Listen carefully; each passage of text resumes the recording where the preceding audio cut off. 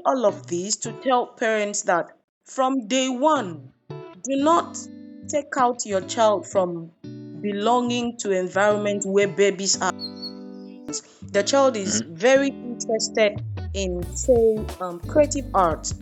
The child loves to draw. The child loves to do maybe spoken word, anything in the creative art. And then you look at the child's school subject, and the child is doing quite well. Can be offended. Be like, oh, this is a smart classes kid, right? And this is the moderate. Yeah, this is the moderate classes kid. So we're on the moderate side. Okay, cool. How can we really encourage them to just not look at that as the smart classes kid? Controversy was such a beautiful word once upon a time. Right? And what I mean by, it was just beautiful because we could sit down and I'd be like, I do not agree that I can drink soup with a technology to make their lives better. Use technology to make their lives better. Technology would be infused into almost every aspect of life, whether it's the religious setting, whether it's an Varsity on record. Light is particularly a wave, let it resonate for generations. Today on the Redefining Conversation, we have Udemeobong Akpan from Ugan, Nigeria, and she is a professional counselor, a school psychologist of a multinational school by there in Nigeria, and we're just going to be talking about the future of education and what really inspires a child to shape this future society in which we envisage. I hope that you find value in this, as you always do from all our redefinition conversations. Let's go. Because God Almighty, I saw you'll enjoy.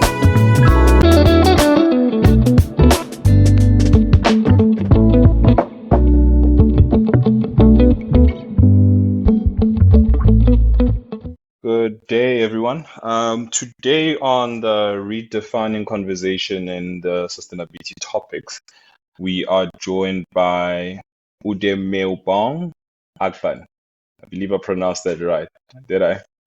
You did your best. That was good. My name is Udemeobong Akpan. Good day, everyone. It's a pleasure.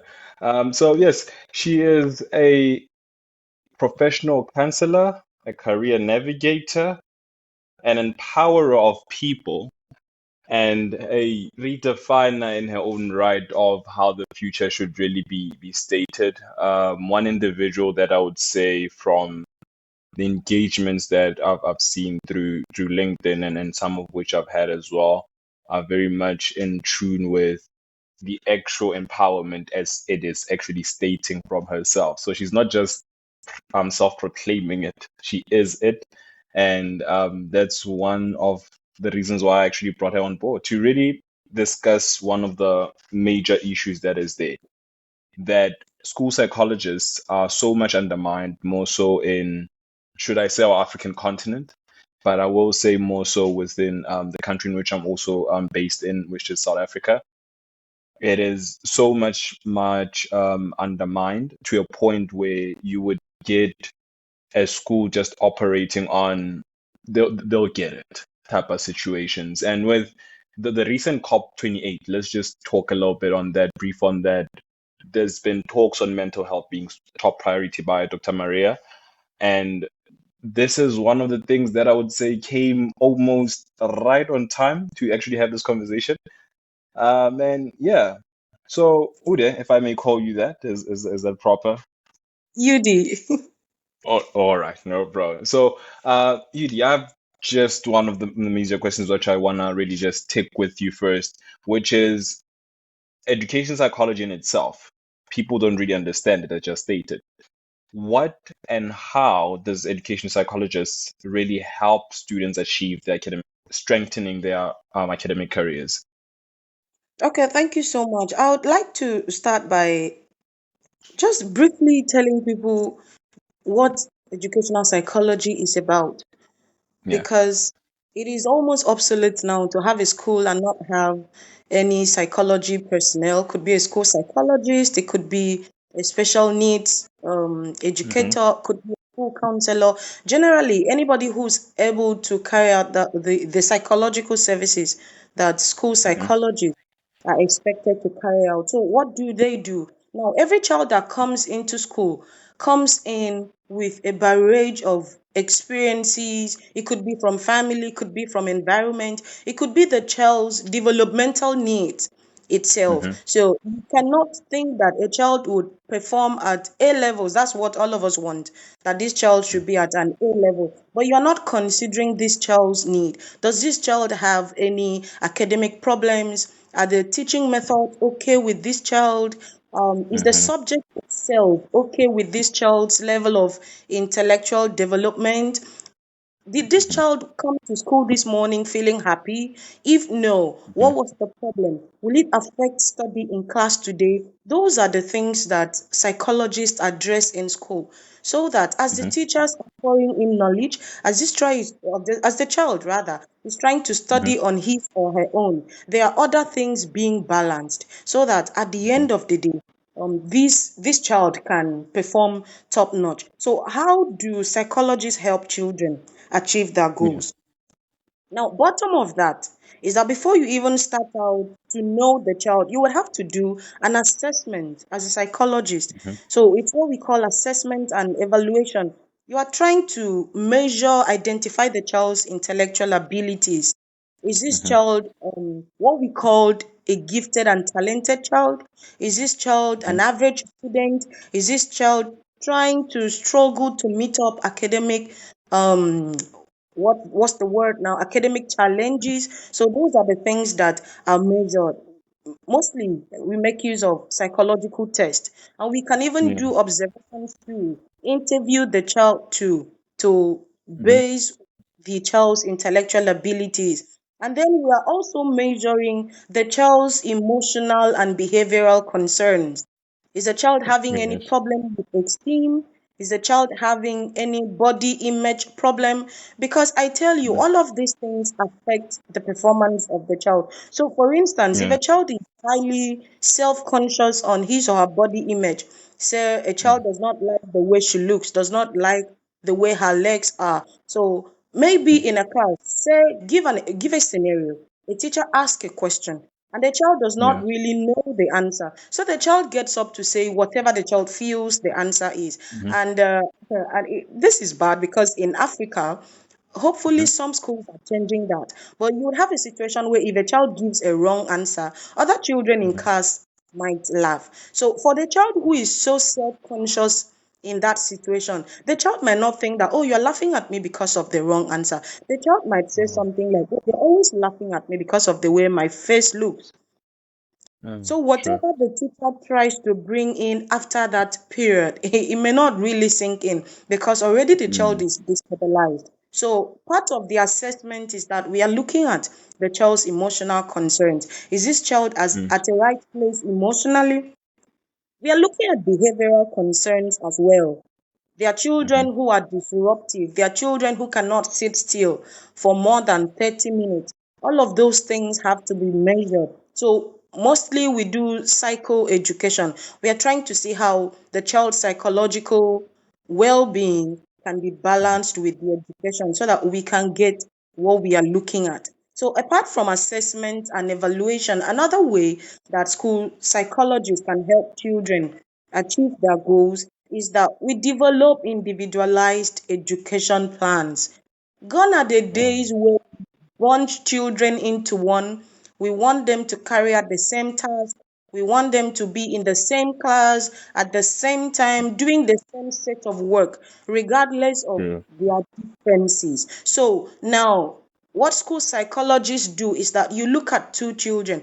Okay, this one is an auditory learner.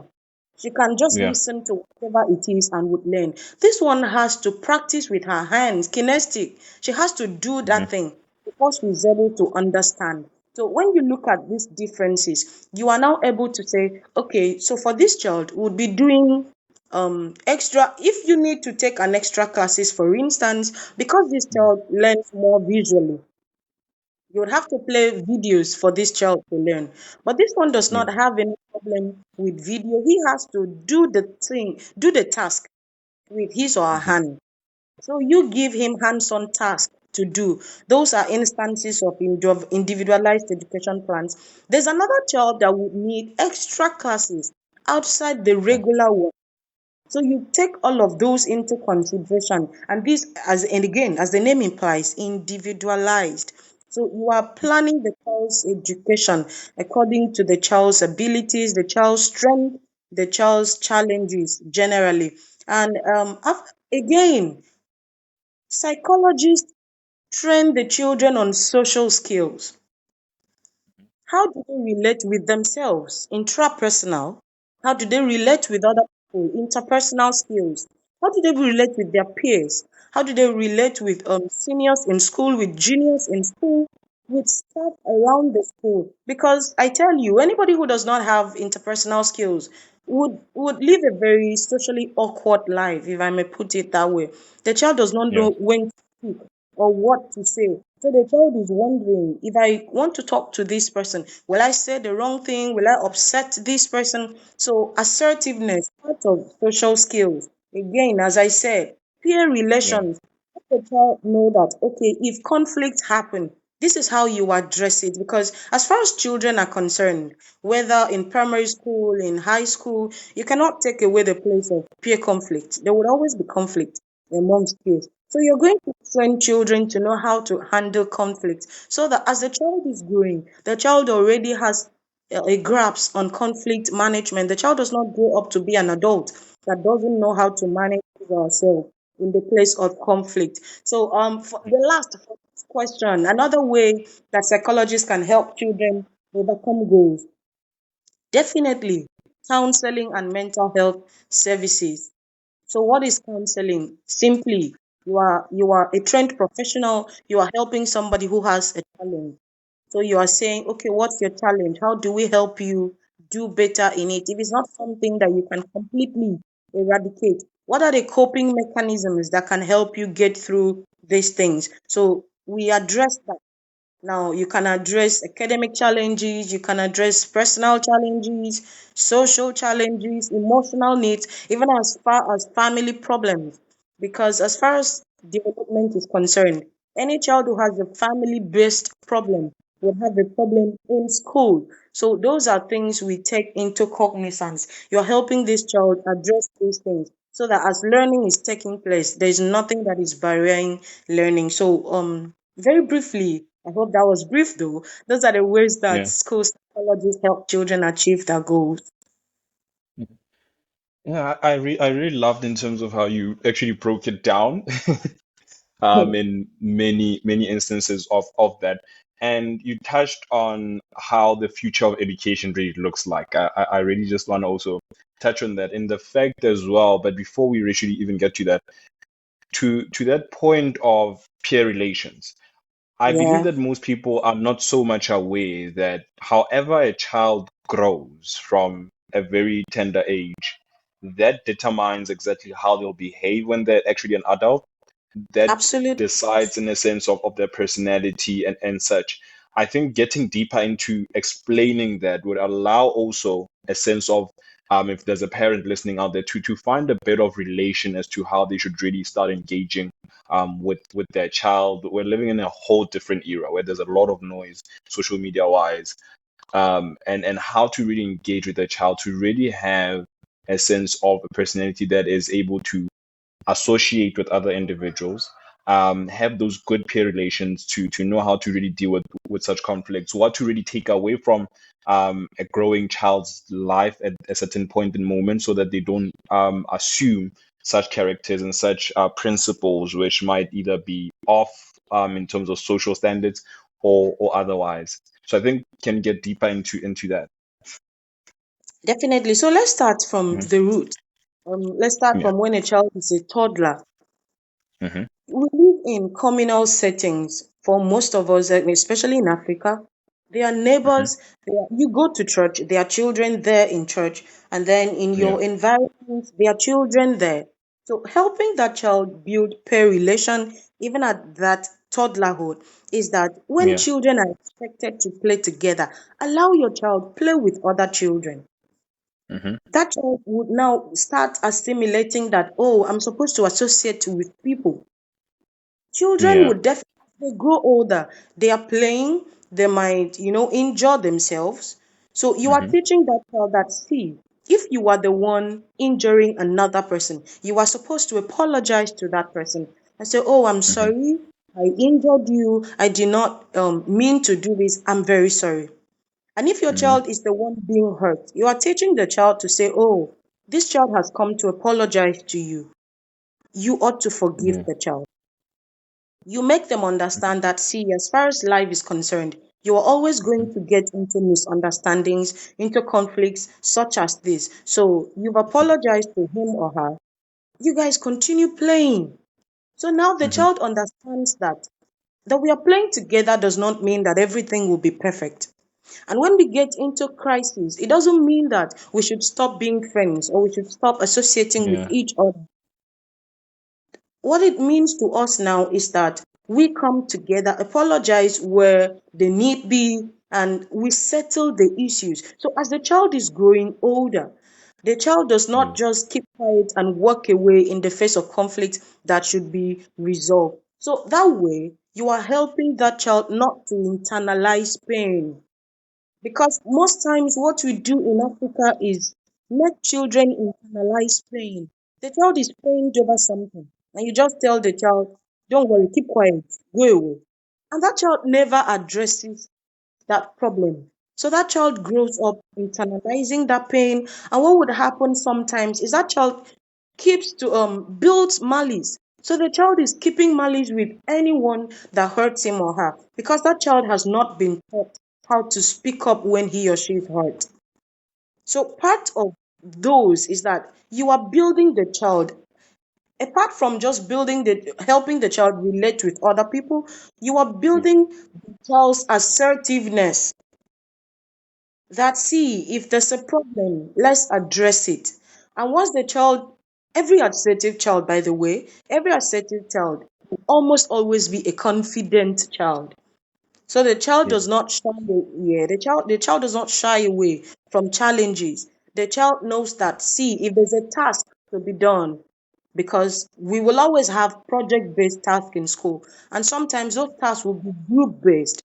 So if you had already started training that child to play with peers, eventually when that child is merged in a group to work with other people, that child already knows how to approach people of his peers. That child knows how to ask for help when need be. That child knows how to mediate in situations of trouble. So we are saying all of this to tell parents that from day one, do not take out your child from belonging to environment where babies are. If babies are expected to play there, please let the child play there. And for those of us that go to religious settings, we see instances where most religious settings will always have, make aside what services now, gatherings, whatever it is for children. Yeah. You would see parents take out their children and take them to where adults are. You are not helping that child build pair relations. If children are Yeah. supposed to assemble there, let your child assemble there. The most you can do is keep an eye on the child. Ensure that adults are there to, safeguard the children. But do not take out the children entirely because you are scared. So as the child grows, are you going to take out the adulthood from that child? That child would definitely associate with people. But if he or she did not learn it, that child would have a problem in adulthood. It would be a very socially awkward lifestyle. So that's that. Yeah. 100%. I think now they would be really much keen to really getting the point across for them to have a sense of, as you said, peer relations. Those are the most important parts within the society in itself. Because Yeah, as we really grow within society, we then have to then make our very own decisions that are so much not so much influenced by peers, but in a yeah, sense that allows us to have our own standout feature. And that also somehow boosts innovative ideas because if you have an idea, I can stand by it and I can move by it and I can commit to it because of such behavior. That's one thing that I'm really taking away from just what you said there. And within that I believe is that society that is so much required. That is not going to be like, oh, I saw this individual wanting to have one, two, three, but because I have my own set of principles, set of ideas, how do they relate to certain ideas of this person? And that also brings about a sense of respect of opinion, also Mm-hmm. to from one person to another, because it's like, oh, That's you have this opinion, I want to listen to it. Let's really. I think I said something like this to somebody not so long ago. I said controversy was such a beautiful word once upon a time, right? right. And what I mean by, yeah, it was just beautiful because we could sit down and I'd be like, I do not agree that I can drink soup with a fork, and it Mm-hmm. would be an entire disagreement, and we wouldn't start to be like, nah, I'm gonna disassociate from you because of such and such an opinion that you literally gave. But today, it's kind of a Yeah. little bit of a different situation. That kind of tells the story of how we were raised.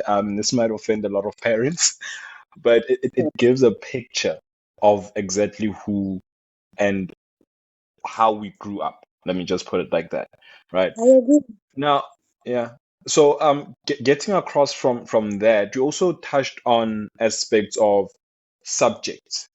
Let's say then there's a child out there very much intelligent in a certain subject, and they're like, let's say for us here in South Africa, what we do is that we have from grade 1 all the way to grade 9, you have all Okay. subjects that you'll be doing, right? Depending Right. on what school that you'll be going into. And then you then have high school, which you can then just basically choose and mix as much subjects as you want. Now, Mm-hmm. here's a child who's like, I'm very much intelligent, let's say in natural sciences, technology, and then I want to go and do physics. But the Mm-hmm. moderation of obviously their results is saying if you would do something a little bit below this, because this is how should I put this? Foundation phase, and then yeah, let's just say foundation phase type of situations. Okay. That's a whole different scale to a high school situation, whereby Mm-hmm. now you have intense work ethic to really go about and somehow to really push that. How would then a child, knowing that I'm so much good at these subjects, know that nah, I also have a certain passion that I can link to a certain subject as much as I'm good to these, and move it over to me choosing subjects when I get into high school that will then lead me into choosing my actual field once I get to higher education. So, as children are starting up, even before they leave primary school, you would have Yeah. observed their areas of strength. So it Hmm. behoves the adult around that child, could be the educators, it could be the parents. You speak to the child. They listen, Hmm. they hear, they understand. So you're going to speak to the child and say, oh, hey, baby, I can see that you are doing quite well in this. This is amazing. Hmm. I feel that with this subject, okay, let's give an instance. The child is Hmm. very interested in, say, creative art. The child Hmm. loves to draw. The child loves to do maybe spoken word, anything in the creative art. Hmm. And then you Yeah. look at the child's school subject, and the child is doing quite well in art related subject. So you are going to Hmm. encourage the child and say, oh, see, you've done perfectly well in your art Hmm. subject, and this is you always having creative ideas also. If you have a Hmm. perfect blend of these, you would you would have an amazing career. And you're going to take Hmm. that child through career options. You're not going to impose a career on that child. I need to emphasize Yes. this because parents love to do that. You're walking the Hmm. child through career options that you think Yes. would be a good blend to what this child is efficient at. So you are saying, oh, you could make potteries. You are saying, oh, you could be a good photographer. You are saying, oh, you could be an excellent visual artist. And then you leave the child to decide which of them the child would be most interested in. If you want to take a step further, you can meet a psychologist to do an interest inventory on the child. So a set of questions, and from the answers the child responds to, you are able to see, okay, so this is where this child interest largely lies, and that way you are able to help the child navigate towards that. It may not be entirely easy, I would say that sometimes the child might think that, oh, this is my interest, this is what I'm perfectly doing, but as the child increases in curriculum, the child now sees that, oh, I'm no longer having 90s or 80s. Yours is to support that child to the best of your ability. Okay, you are no longer doing hundreds, but you are doing 90s. Okay, so let's see the gap that had made you fall from 100 to 90s. Is it the written aspect of it? Is it the spoken aspect of it? Is it the teaching method? You are helping the child fill in the gaps so that the child will not feel that I'm wasted or I'm useless or I'm simply not intelligent anymore. Build on the child's strength, cover up the weaknesses, support the child, encourage the child, because most times it may not necessarily be a big thing that you would need to do. As little as words of encouragement would help that child. So today that child is doing 80% on the subject areas, and you say, oh, this is great, you are doing well, it's an A grade. And the child would say, oh, but another child had 85. And you would simply say, that's good, that's that child. And then this is you, you are doing so well. So this is it, this is it, this is it. This is where you scored lower. So if you put in more attention to this side, you would do as perfectly, and you may even supersede that child. And the child says, oh, really? And you says, yes. So let's work at it. The next term, it may not be a very significant margin from scoring 80. The child might score 82. You are going to encourage that child as if that child scored a 90. Bravo, this is so great. This is a huge leap. And the child says, but it's only 2%. And you're telling the child, yeah, it's only 2%, but 2 times 2 times 2 times 2 will get you to where you are. So that way the child understands that this thing is a consistent way of living.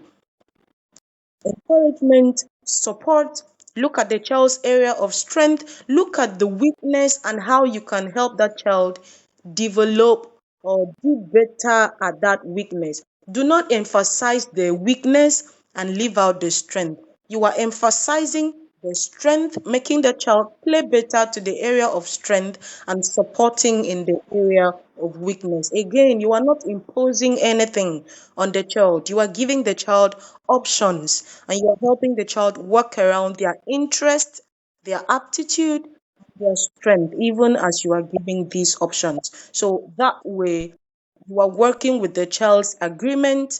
That child is feeling flexible enough to explore the things that appeal to him or her. That's it. That, that that's very beautiful because it gives me an instance of how a child really grows around the environment and with certain aspects of their lives going around them. As you said, if they are mostly filled around the world of the arts that is surrounding them, and then suddenly they start doing very well in those subjects, the main aim is to, as I'm actually hearing from it, is to really guide them towards them having those much options in Right. accordance to some of those careers that are related to what they're already familiar with, because they can thrive a little bit better, contribute in a Mhm. sense of into the society itself with what Mhm. they have already acknowledged as much of a skill that is much of greater efficiency from a very younger age, Right. and then progressing forward, which is something that I really loved about that. And from that aspect of it, I think now we then come up to the actual question, which is individualized learning. I think most people don't really understand that. Within certain aspects, I have a tutoring company. The days when I really was running it myself before I got into the advisory share of things, there was a point where initially I started it exactly with individualized learning, in a sense Okay. of saying, we bring in an education psychologist, sit down with them. This is what we really want to talk about. This is the child that we have. We create the whole aptitude assessment situation, and then teach them according to what and how they really go about their own subject, right? Okay. Within those aspects of individualized learning, I then found that it was a gap in the market anyway at that time. Now, with the foundation, it's something that is really just looking to be punched into everywhere. We're then looking at this aspect of individualized learning, where a child is from a certain background, or let's just say certain socio-economic um, background, that doesn't really allow them to have the gains of individualized learning, and really recognizing their ability from, how should I put this? From mostly the foundation phase and then moving up as they really go along into that. Because then, Okay. as you said, we cluster kids in one class, we put them in there, and we're like, yo, this is you guys here. You learn the same way. You'll just figure Mhm. out exactly as to everybody, and the methodology is then put into one, right? How can Okay. schools really be encouraged, more so within the low socioeconomic spaces, really be encouraged to at least classify, even if it's not completely, but to the closest methodology of teaching within a certain class in itself, without really, because sometimes kids can be offended, be like, oh, this is a smart class, is kids, right? And that Definitely. means that this is the moderate, yeah, this is the moderate classist kid. So we're on the moderate side. Oh, okay, cool. How can we really encourage them to just not look at that as the smart classist kids and just be like, oh, we can work together, but still in separate classes to really fit and bring out the best of us. Just basically seeing it as bringing out the best of us, but that doesn't Yeah. mean that we cannot collaborate. Okay. So, Mhm, very recently, there's been so many confrontations around, all of those placements to say, oh, smart kids class. So, most mhm, schools have worked it. So, this is the thing, especially for low or middle income schools where you may not mhm, really have extensive resources to departmentalize things like that. This is what mhm. I love to do. Where I work, we don't really segment children like that, say, oh, smart kids or average kids. Yeah. We segment them based on career strength, especially in the senior high school, based on Mhm, career families. So, amongst those smart kids, there would be average ones and there would be low performing ones who are struggling. mhm, My number one tool has always been collaboration. Number one, you are going to mhm, emphasize that as often as you can, even on a daily basis. If you are going into class and you are doing project based learning, you mhm. are with the, you know whose strength is at 100, you know whose strength is at a 60, you know whose strength is Oh, at yeah. a, so as you are distributing them into groups, you are Mhm, doing that based on their strength. For one group, have somebody at strength 100 there, have somebody at strength 60 there, have somebody at strength 40 there, who you oh, are going okay. to learn from the person at strength 100. Now, you are going to set group rules also that this is the essence of this group. Everybody should learn at the end of the day. There's nobody who is a master in this group. So Mhm, everybody should be given an opportunity to learn. Another ground rules for the group. Nobody mm. should be stigmatized. Nobody should be laughed at. So that way, everybody Yes. understands that, look at it, we are supposed to learn together. And you are also going to Mhm, emphasize if anybody has a question or is confused on what you are doing, please take a mhm, pause and explain to that person what you are doing, why it is this way, and you are going to ensure that that person learns alongside with you. That's number one, project based learning, where you mhm, put in all the categories of students, allow them understand that we are doing mhm, collaborative learning. That's number one. mhm, Another tool that I love to use is peer mediation, the peer helping system. So mm, I'll give you an instance.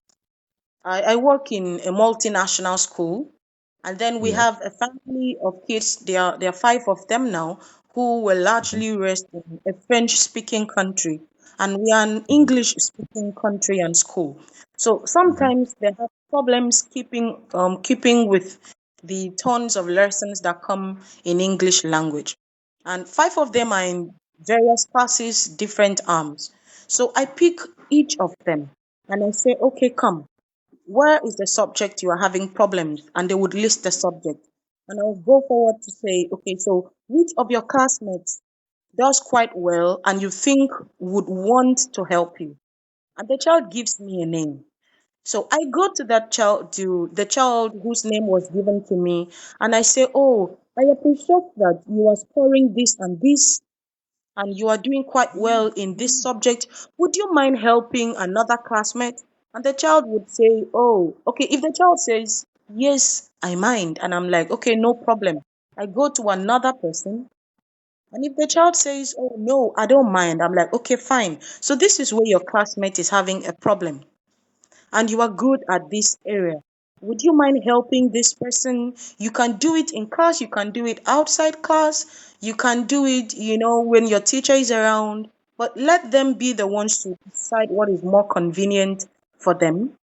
And you are saying to this one, look, as you are helping this student, I want you also to learn from this student's strength. As I'm pairing the two parties for mediation, I bring out the strength for both of them. Doesn't matter whether you are at 100. I look for the area of strength that this average student has over you.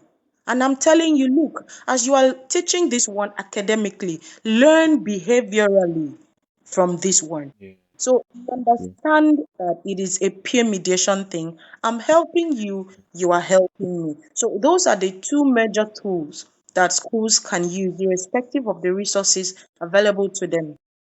Group learning, project based, and then the peer mediation system. You can go a step ahead to have what we call extramural classes if the teachers are willing and available. We are saying, okay, so we need extra time outside regular classes.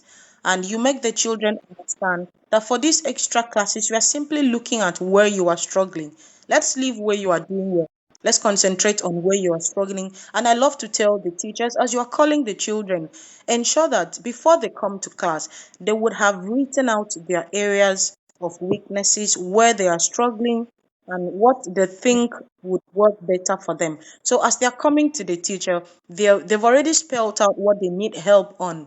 So the teacher is basically helping them on that area. The teacher is not imposing what he thinks the child needs. Because Yeah. sometimes you would make a huge mistake to think that, oh, this child just needs this, whereas that's not what the child needs. So you're going to work Mm. on what the child tells you he or she needs, and if need be, if you see that, Mhm. because of course you are the teacher, you are the educator, so you can see ahead. But if you now see that, Mhm. okay, in addition to what this child needs, I feel like this child needs an additional help on this, you are going to explain to the child too that, see, I'm going to help you with this, but for us to attain what we are looking for, you are also going to do this, and the child would understand. So those are the three systems that you can help children in these kinds of environment. Again, just to reiterate, group learning, make it project based, and then the peer mediation system and extra moral lessons from with their educators. So those are the three basic ones. It doesn't need much resources. It just needs understanding, needs communication, and you're good to Yeah. go. That's actually beautiful. I love the peer mediation one because it allows that sense of now that, as I said, that thing of that the smart class and that's the actual moderate class now kind of separates that and makes them one thing almost immediately into that. But before I really just let you go into that, I want to ask you one question. What Right? would you define a future society as? A future society, I would love to define Mm. it based on the trends of AI now. So, a future Yeah. society is where people use technology to make their lives better. Use Hmm. technology to make their lives better. Technology would be infused into almost every aspect of life, whether it's the religious setting, whether it's an academic setting, personal work, in farming, also, whatever area of life Hmm. you are looking at. A future society is where people infuse technology to make their lives better. That's what I think, simply. Oh, beautiful. The infusion of life with the use of AI, more so with how people are already afraid of it. But I love something that as well that was said by the OpenAI CEO, right? He was recently fired and then rehired. And I got a glimpse of him through this other podcast. How should I say this? A very much interesting species in the form that when we saw AI, we were like we were scared, essentially, as if like somebody was like to us, "Here I am," maybe some ghost in a horror movie or something. But we then suddenly, yeah, the following day, we just decided to be like, okay, cool, there's AI, or it exists, yeah. What can we really use it for? We know that we're scared of it, but really, like, I know that we are, but what can we really use it for? And people started incorporating it, infusing it, and it gets better. As much as scary as the capabilities are, he says that they will get to a point whereby its capabilities, we've now basically preceded them and are now ahead of actually how AI really thinks, because every time something would come out, be like, oh, we perceive that, right? It's Right. it's something that I believe we are afraid of what we do not understand and what we cannot basically predict. If I put it, if we can't predict it, it's scary, because it is the value of it's actually, it is a value, but it is the value of uncertainty to itself. And Yeah. to us, the value of certainty is the actual thing that really encourages us to start this infusion of a brand new society that infuses the technology, that uses such AI as to into all measures of what we use into our lives, and then we add it as a tool, as he said. We then add it as a tool into our lives to really progress our lives and have a very much beautiful society going ahead. Yeah. And yeah, I really love the definition around it, because it also is part of something that I just listened into this week in itself. And I am very much grateful for the conversation. It was one beautiful conversation, more so with the fact that, honestly speaking, you are ahead in terms of speaking about how education is going to run in the future. I heard that through and through, because you're not speaking of anything that's really, I would say, current. You're not speaking of exactly what is. You are speaking of, this is where we are, but don't focus here. Look at Right. there. And I really love that about our conversation, because it really pushed the limits of how education should really run. These are things, if you tell somebody right now about PM mediation, most of them, I trust and believe to say that most of them would then go like, we're living in the situation of 2Ks, apparently, and the 2Ks won't agree with you that much. This is not gonna work. They would eventually say that, but it is that fear that you are saying we shouldn't really be afraid of it. We should really start being invoked in the current times in themselves with Absolutely. a good positivity of how the future would look without really being afraid of it, right? Right. And that's really what I'm taking away from this conversation, and I honestly loved it. I appreciate it. It's my pleasure. I appreciate it, really. So yeah, we'll be in conversation once more. Let me leave you. It's been a lovely conversation. Thank you. I enjoyed it. I appreciate it. Thanks. You're welcome. Bye. Bye.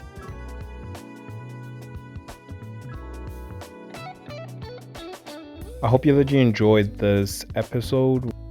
Judy, if you are keen on the details, please communicate with me, myself, and I, together with the team at the Teacher and Edu Foundation. If you're willing to show your support as an organization, whether to advertise on the podcast or as well as just be one of our funders towards our shows, our tours, and education for sustainability development programs, please also do contact us through the emails that you will see below. Follow us on all social media pages so that you can actually indulge, and also buy your wellness journals for those who are also wellness enthusiasts. That also supports towards the Teaching Edu Foundation and all our causes. So we hope to see you yet again for another Varsity on Record, the sustainable, redefined future. See you soon. Take care and stay blessed. Don't forget,